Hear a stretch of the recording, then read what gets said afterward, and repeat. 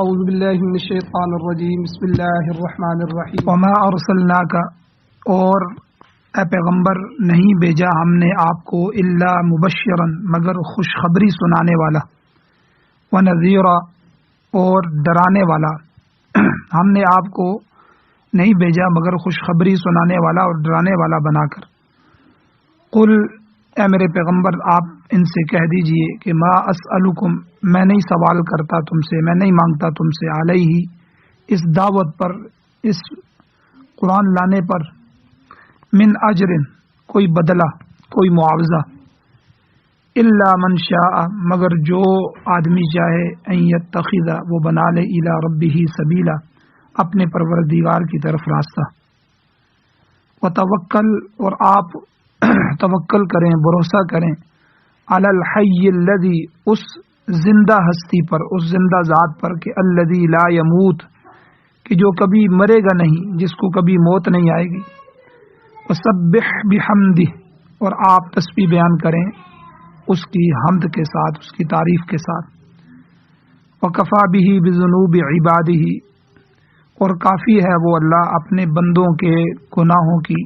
خبیرہ، خبر رکھنے والا۔ الذی، وہ اللہ وہ ذات ہے کہ خلق السماوات والارض، جس نے پیدا کیا ہے آسمانوں کو اور زمین کو، وما بینہما، اور جو کچھ ان دونوں کے درمیان ہے، فی ستۃ ایام، 6 دنوں کے وقفے میں، 6 دنوں کے اندر۔ ثم استوی علی العرش، پھر وہ مستوی ہو گیا عرش پر۔ الرحمن، وہ بڑی رحمت والا ہے۔ فاسأل بہ خبیرا، بس آپ سوال کریں اس اللہ کے بارے میں، پوچھیں آپ اس کے بارے میں، خبیرا، خبر رکھنے والے سے۔ وَإِذَا قِيلَ لَهُمْ، اور جب کہا جاتا ہے ان کافروں کو، ان لوگوں کو، اسجدوا للرحمن، کہ تم سجدہ کرو رحمان کو، اللہ تعالیٰ کو، قالوا، تو وہ کہتے ہیں وما الرحمن، رحمان کیا ہے؟ تو گویا کہ وہ انکار کرتے ہیں۔ انسجد لما تأمرنا، اور یہ بات کہتے ہیں کہ کیا ہم سجدہ کریں، لما، اس کو، کہ تأمرنا، جس کے لیے تو ہمیں حکم دیتا ہے، یعنی آپ جس کے لیے ہمیں کہہ رہے ہیں کیا ہم اس کو سجدہ کریں۔ وزادہم نفورا، اور بڑھ جاتی ہے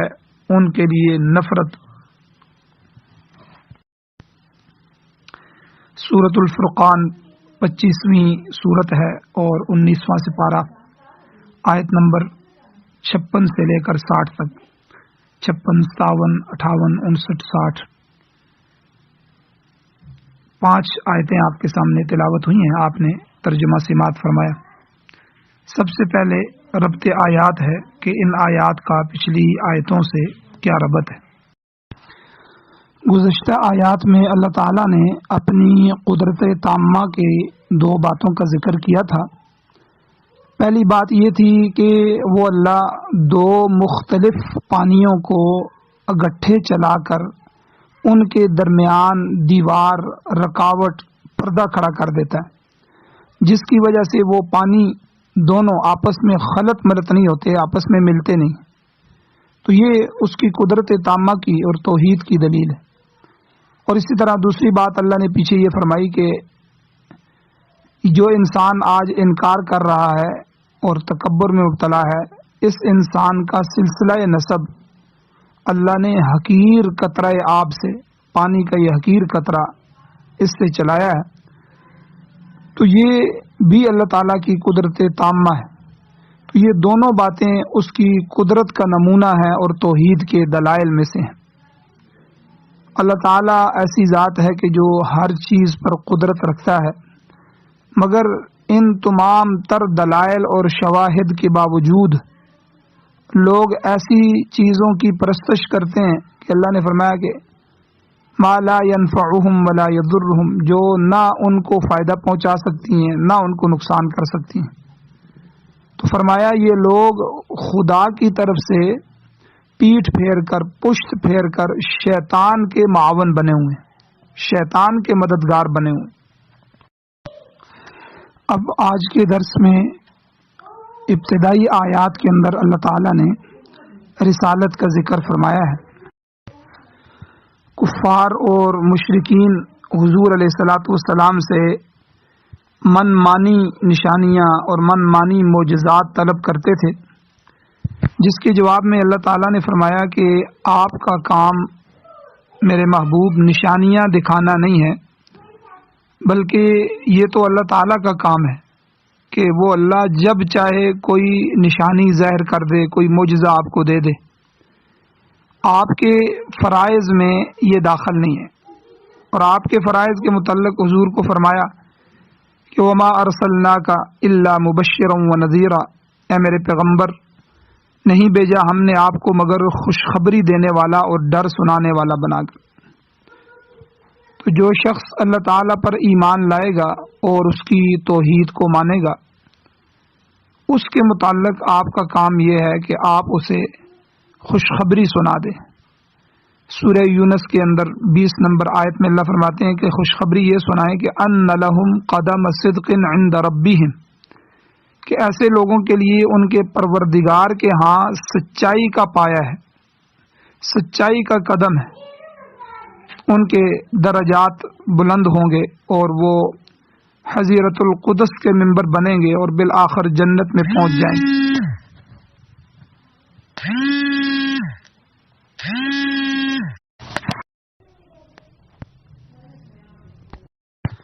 فرمایا کہ آپ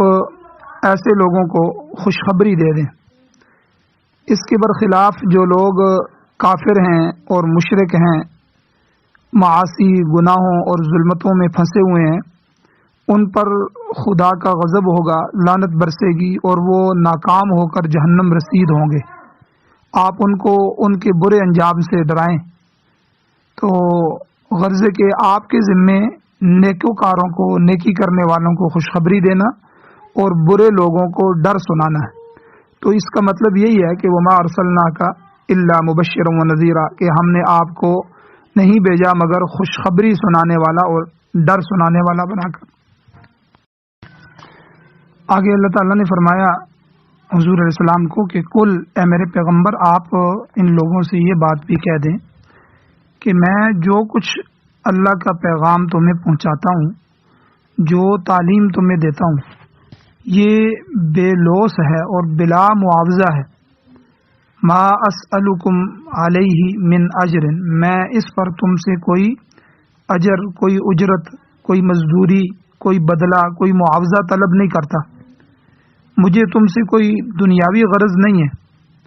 میرا کوئی مالی مفاد تمہارے ساتھ وابستہ نہیں ہے، نہ میں تم سے اس سلسلے میں کوئی فیس مانگتا ہوں۔ ہاں میری غرض ہے، وہ غرض یہ ہے کہ الا من شاء ان یتخذ الی ربہ سبیلا، کہ تم میں سے جو شخص چاہے اپنے پروردگار، اپنے رب کی طرف راستہ بنا لے، یعنی اس اللہ کی اطاعت کرے اور اس کی اطاعت کر کے اس کے رضا کے مقام تک پہنچ جائے، اتنی اطاعت کرے کہ اللہ اس سے راضی ہو جائے۔ بس یہی میری غرض ہے، یہی میرا مقصد ہے۔ اور یہ بلا معاوضہ خدمت کی جو پیشکش ہے، یہ صرف حضور علیہ السلام تک ہی محدود نہیں تھی، بلکہ اللہ کے تمام انبیاء علیہم الصلاۃ والسلام یہی مشن لے کر آئے ہیں۔ سورۃ النساء کی آیت نمبر 165 میں اللہ فرماتے ہیں رسولا مبشرین و منذرین، تمام رسول آئے جو خوشخبری دیتے رہے اور ڈر سناتے رہے، لئلا یکون للناس علی اللہ حجہ، تاکہ ان کے بعد لوگوں کے لیے کوئی حجت باقی نہ رہے، بعد الرسل، تو ان کے بعد، رسولوں کے بعد لوگوں کے لیے کوئی دلیل نہ رہے، وہ یہ نہ کہیں کہ ہمیں کوئی پیغام پہنچانے والا نہیں آیا، ہمیں خوشخبری سنانے والا نہیں آیا، ہمیں ڈرانے والا نہیں آیا، اور یہ بھی حجت ان پر تام ہو جائے کہ وہ یہ نہ کہہ سکیں کہ کوئی ہم سے فیس مانگتا رہا یا اس کا معاوضہ طلب کرتا رہا۔ تو تمام رسولوں نے یہی کہا۔ سورۃ الشعراء کے اندر 109 نمبر آیت میں اللہ فرماتے ہیں کہ رسولوں نے کہا کہ وما اسألکم علیہ من اجر، لوگوں میں پیغام خدا پہنچانے پر تم سے کوئی بدلہ، فیس، عوض، معاوضہ طلب نہیں کرتا۔ اور ان اجری الا علی رب العالمین، ہاں میرا اجر تو ہے، میرا معاوضہ تو ہے، لیکن وہ اللہ کے پاس ہے جو رب العالمین ہے، میں اسی سے بدلہ لوں گا، اسی سے کامیابی لوں گا، اسی سے جنت لوں گا، وہی مجھے صلہ دے گا۔ تم میری بات کو ماننے کی بجائے مجھ سے بدسلوکی سے پیش آتے ہو، انکار کرتے ہو۔ اور اللہ تعالیٰ نے حضور علیہ الصلوۃ والسلام کی زبان سے یہ بھی کہلوایا کہ اے لوگو، میں تم سے کوئی معاوضہ تو طلب نہیں کرتا۔ سورۃ الشورى کی آیت نمبر 23 میں اللہ فرماتے ہیں الا المودۃ فی القربہ۔ اس کے دو ترجمے ہیں مفسرین نے کیے ہیں، ایک یہ کہ کم از کم میری قرابت داری کا ہی خیال کرو، مودت فی القربہ، کہ میں بھی تمہارے خاندان کا ہوں، برادری کا آدمی ہوں، اور ایک خاندانی اور برادری کے آدمی سے محبت ہوتی ہے تو ظاہر بات ہے میں اگر تمہارے لیے کوئی بات کر رہا ہوں تو تمہارے فائدے کی بات کرتا ہوں، مگر تم مجھ سے اس طرح بدسلوکی تو نہ کرو، میری بات کو رد تو نہ کرو۔ اور بعض مفسرین اس کا ترجمہ یوں کرتے ہیں کہ میں تم سے کوئی معاوضہ نہیں طلب کرتا، بلکہ الا المودۃ فی القربہ، بلکہ میں چاہتا ہوں کہ تم نیکی اور تقرب کے کاموں کو اختیار کرو، اللہ تعالیٰ کے حکم کو مانو اور ایسے کام اختیار کرو کہ اللہ تمہیں اپنے قریب کر لے، تمہیں اللہ کا تقرب نصیب ہو جائے۔ ظاہر ہے کہ جو شخص اپنا کوئی ذاتی مفاد پیش نظر نہیں رکھتا تو اس کی سچی بات کی مخالفت کرنا یہ شقاوت اور بدبختی کے سوا کیا ہو سکتا ہے؟ تو گویا کہ حضور نے ان کو فرمایا کہ تم بدبختی میں مبتلا نہ ہو جاؤ، میرے حکم کو، میری بات کو رد نہ کرو، اسی میں تمہارا فائدہ ہے۔ اس کے بعد اللہ تعالیٰ نے اپنے پیغمبر صلی اللہ علیہ وسلم کو اور آپ کے ساتھیوں کو، صحابہ کرام کو تسلی بھی دی کہ آپ کفار اور مشرکین کی بدسلوکی پر دل برداشتہ نہ ہوں، دل نہ چھوڑیں، بلکہ اللہ نے فرمایا وَتَوَكَّلْ عَلَى الْحَيِّ الَّذِي لَا يَمُوتُ، بلکہ اللہ تعالیٰ کی اس زندہ ذات پر بھروسہ کریں، اس پر بھروسہ رکھیں جس پر لا یموت، کبھی موت نہیں آئے گی۔ تو اس اللہ پر بھروسہ کرتے ہوئے اپنا فریضہ تبلیغ ادا کرتے چلے جائیں تو انشاءاللہ مخالفین آپ کا کچھ نہیں بگاڑ سکیں گے۔ امام ابن ابی دنیا رحمہ اللہ نے اپنی کتاب توکل میں اور امام بہقی رحمۃ اللہ علیہ نے شعب الایمان میں عقبہ ابن ابی شبیس رحمہ اللہ کا یہ قول نقل کیا ہے کہ انہوں نے کہا کہ تورات میں یہ بات موجود ہے کہ لا تتوکل علی ابن آدم فإن ابن آدم لیس له قواما، کہ آدم کے کسی بیٹے پر بھروسہ نہ کرو، کیونکہ آدم کے بیٹے کے لیے کوئی اثبات نہیں ہے، کوئی مضبوطی نہیں ہے، وہ تو فانی ہے۔ انسان کی ہر چیز اپنی نہیں ہے، ذاتی نہیں ہے، یہ تو اللہ کی امانت ہے، ہر عضو اس کے پاس امانت ہے۔ اور پھر یہ ساری چیزیں عارضی ہیں، صحت عارضی ہے، بیماری آ جاتی ہے، جوانی عارضی ہے، آخر بڑھاپا آ جاتا ہے، اور زندگی عارضی ہے، آخر موت آ جاتی ہے۔ تو یہ سب چیزیں عارضی اور فانی ہیں، فنا ہونے والی ہیں، تو اس لیے اس کی ہر چیز مستعار ہے، اس پر تم کیسے بھروسہ کر سکتے ہو؟ تو تورات میں یہ لکھا ہوا ہے وَلَكِن تَوَكَّلْ عَلَى الْحَيِّ الَّذِي لَا يَمُوتُ، بلکہ توکل ہمیشہ اس ذات خداوندی پر کرو جو زندہ ہے اور جسے کبھی بھی موت نہیں آئے گی۔ اسی لیے بزرگان دین فرماتے ہیں کہ دنیا میں رہ کر اسباب کو اختیار کرو مگر ان پر بھروسہ نہ کرو، بھروسہ صرف خدا کی ذات پر ہونا چاہیے۔ وہ اللہ چاہے گا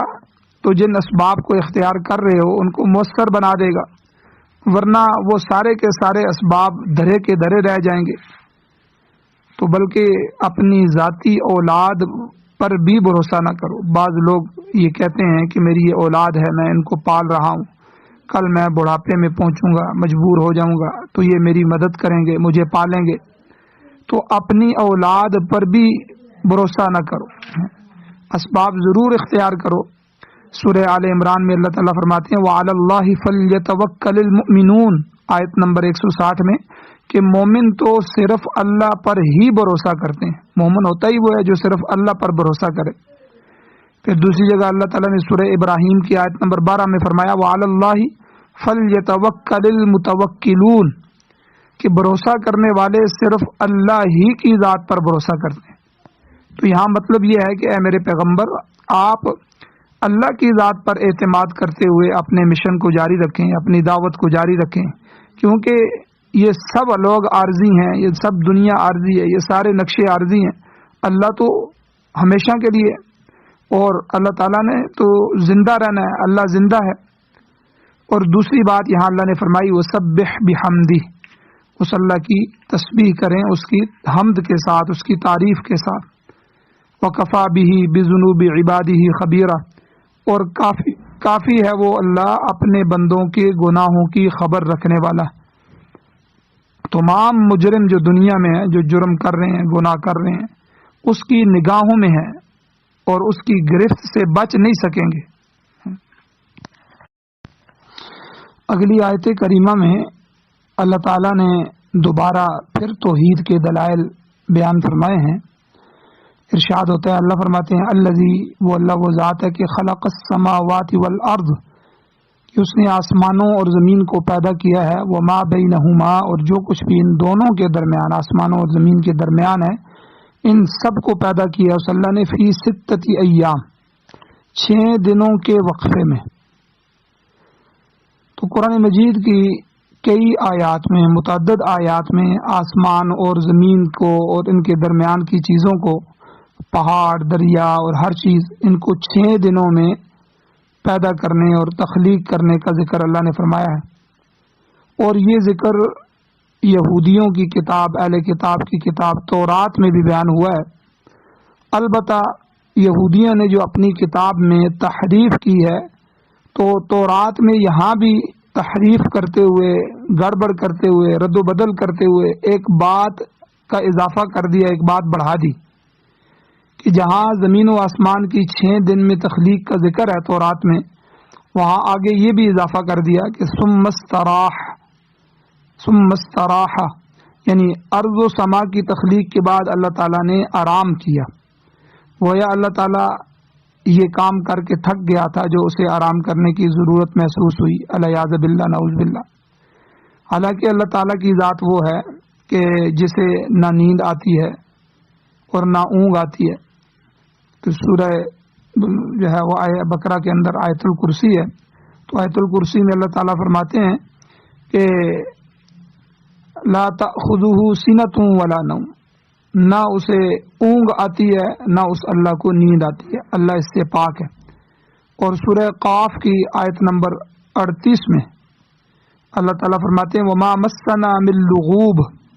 کہ ہم نے زمین بنائی، آسمان بنائے، ان کو 6 دن میں پیدا کیا، وما مسنا من لغوب، ہمیں کوئی تھکاوٹ لاحق نہیں ہوئی، کوئی تھکاوٹ نہیں پہنچی۔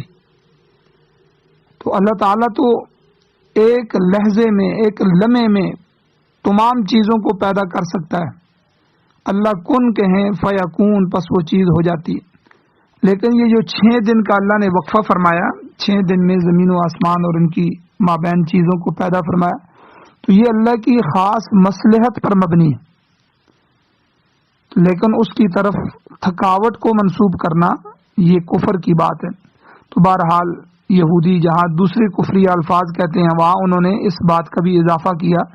کہ اللہ تعالیٰ 6 دنوں میں زمین و آسمان بنا کے، ان کے درمیان چیزیں بنا کے پھر تھک گیا، اور پھر ثم استراح، پھر اس نے آرام کیا۔ تو یہ عیب ہے، تو تھکاوٹ ہو جانا، غصہ آ جانا اور یہ ساری، تو اللہ تعالیٰ ان عیوب سے پاک ہے۔ زمین و آسمان کی تخلیق کے بعد اللہ تعالیٰ نے فرمایا ثم استوى علی العرش، پھر اللہ تعالیٰ عرش پر مستوی ہو گیا۔ اب عرش پر اللہ کی استوا کی کیا کیفیت ہے، اس کے بارے میں مفسرین کی بہت سی رائے ہیں۔ بعض مفسرین استوا کا معنی کرتے ہیں یدبر الامر، یعنی وہ اللہ معاملے کی تدبیر کرتا ہے۔ سورہ الف لام میم سجدہ میں موجود ہے، آیت نمبر 5 میں اللہ فرماتے ہیں یدبر الامر من السماء الى الارض، کہ کہ وہ اللہ آسمان کی بلندیوں سے لے کر زمین کی پستیوں تک ہر چیز کی تدبیر کرتا ہے۔ نوع انسانی جو ہے اس کے متعلق خاص طور پر ارشاد ہوتا ہے، اللہ فرماتے ہیں وَهُوَ الْقَاهِرُ فَوْقَ عِبَادِهِ، سورہ انعام کی آیت نمبر 61 ہے کہ وہ اللہ اپنے بندوں پر غالب ہے، اس کا غلبہ ہے، وہ اپنے بندوں کے ہر کام کی تدبیر کرتا ہے، اسی کے چاہت کے مطابق ہر کام ہو رہا ہے۔ اور اسی طرح تفسیر جلالین والے جو ہیں وہ کہتے ہیں کہ اللہ تعالیٰ عرش پر اس طرح مستوی ہے جیسے کہ کما یلیق بشانہ، جیسا کہ اس کے شان کے لائق ہے۔ کیا مطلب کہ وہ اللہ اس طرح عرش پر بیٹھا ہوا نہیں ہے جیسا کہ ہم لوگ چارپائی پر بیٹھے ہوتے ہیں، کرسی پر بیٹھتے ہیں، کیونکہ وہ اللہ جسمیت سے پاک ہے، جسم سے پاک ہے، اور جہت سے زمان مکان سے پاک ہے، تو ہم اس کے استوا کو نہیں سمجھ سکتے۔ اس لیے بعض بزرگان دین فرماتے ہیں کہ رب العرش فوق العرش لیکن بلا وسواس تمکنی واتصالی، کہ عرش کا مالک عرش کے اوپر ہے لیکن ایسا نہیں ہے جیسا کہ کوئی اوپر ٹکا ہوا ہو، یعنی اتصال نہیں ہے۔ متصل ہونے، اتصال ماننے سے جسمیت لازم آتی ہے کہ ملا ہوا وہی چیز ہوتی ہے جس کا جسم ہو، مگر اللہ تعالیٰ جسم سے پاک ہے۔ تو اس لیے یہ سمجھ لیں کہ استواء علی العرش کا جو مسئلہ ہے یہ متشابہات میں سے ہے، اور انسانی عقل، انسانی فکر سے یہ دور چیز ہے، بعید ہے۔ تو استواء علی العرش کہ اللہ عرش پر مستوی ہے، اس کی مثال بھی ایسے ہی ہے جیسے قرب خداوندی۔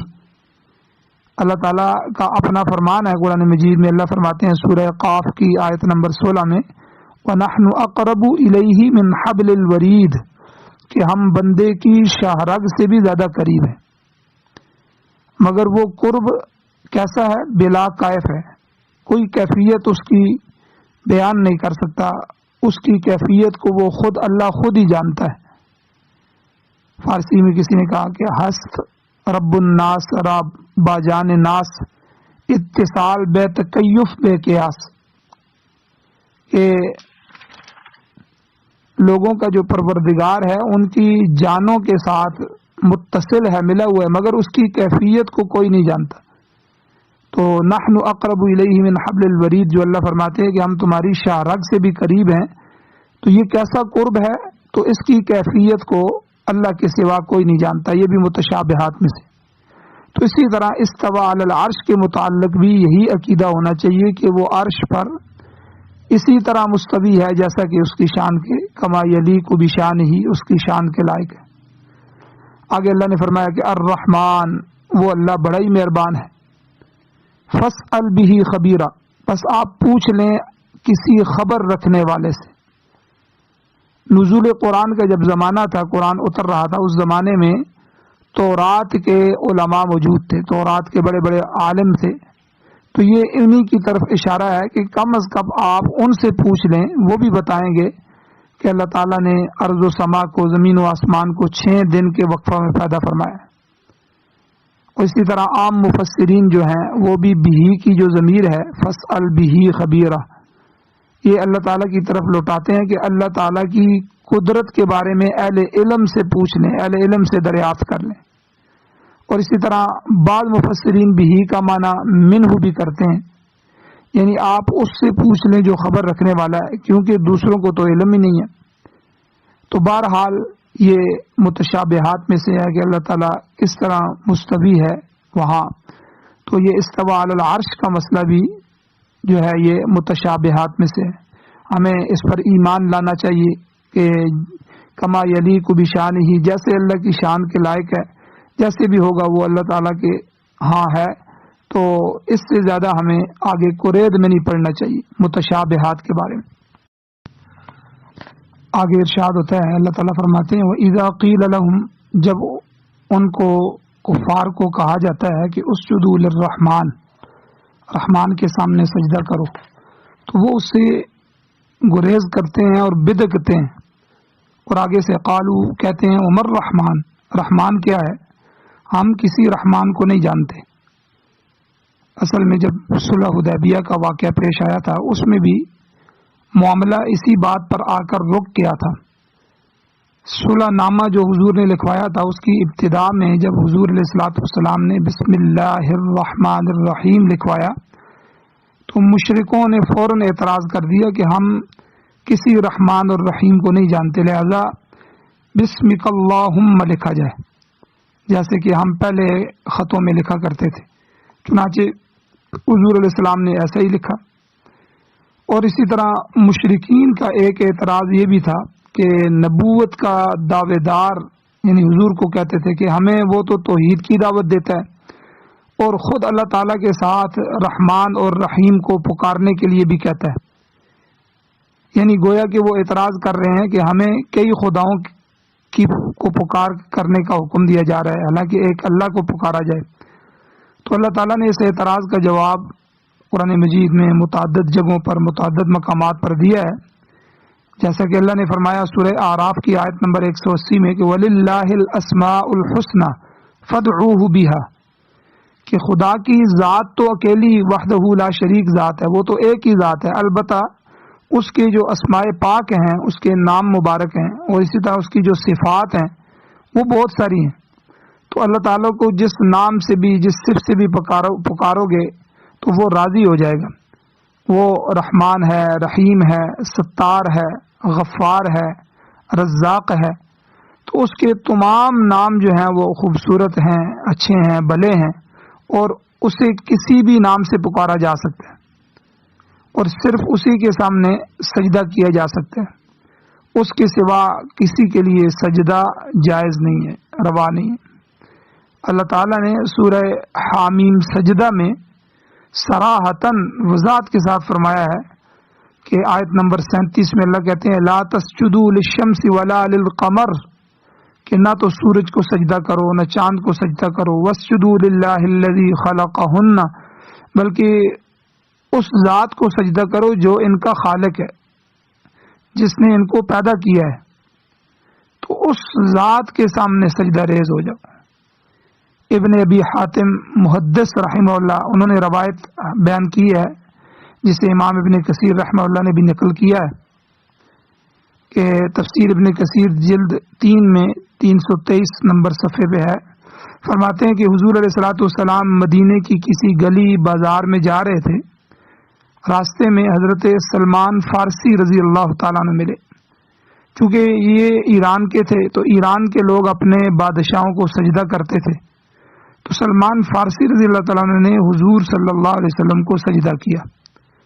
اس پر آپ علیہ السلام نے ان کو سمجھایا کہ لا تسجد لی یا سلمان، اے سلمان مجھے سجدہ نہ کرو بلکہ واسجد للحی الذی لا یموت، بلکہ اس زندہ جاوید ہستی کو سجدہ کرو جس کو موت نہیں ہے، جس کے لیے موت نہیں ہے۔ دوسری حدیث میں حضور صلی اللہ علیہ وسلم کے یہ الفاظ بھی آتے ہیں کہ اگر اللہ تعالیٰ کے سوا کسی کو سجدہ روا ہوتا، جائز ہوتا، تو میں عورت کو کہتا کہ وہ اپنے خاوند کے سامنے سجدہ کرے، کیونکہ اللہ نے خاوند کا بڑا حق رکھا ہے۔ الرجال قوامون علی النساء، جیسے اللہ تعالیٰ نے فرمایا کہ انتظام کے اندر جو ہے مردوں کو زیادہ اللہ نے حق دیا ہے، اور آج کل جو مغربی تہذیب والے لوگ ہیں وہ مرد و عورت کی مساوات کا ڈنڈورا پیٹتے ہیں، حالانکہ ایسی بات نہیں ہے۔ اللہ تعالیٰ نے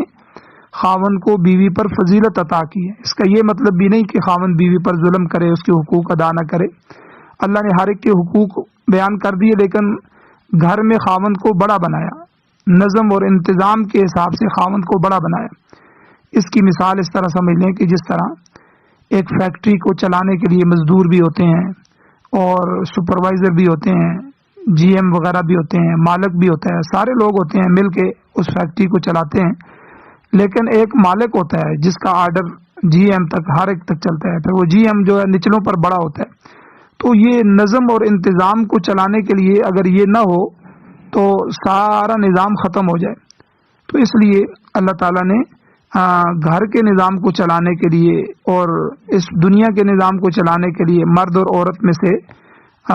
جو مرد ہے اس کو اللہ نے منتظم بنایا، اس کو اللہ نے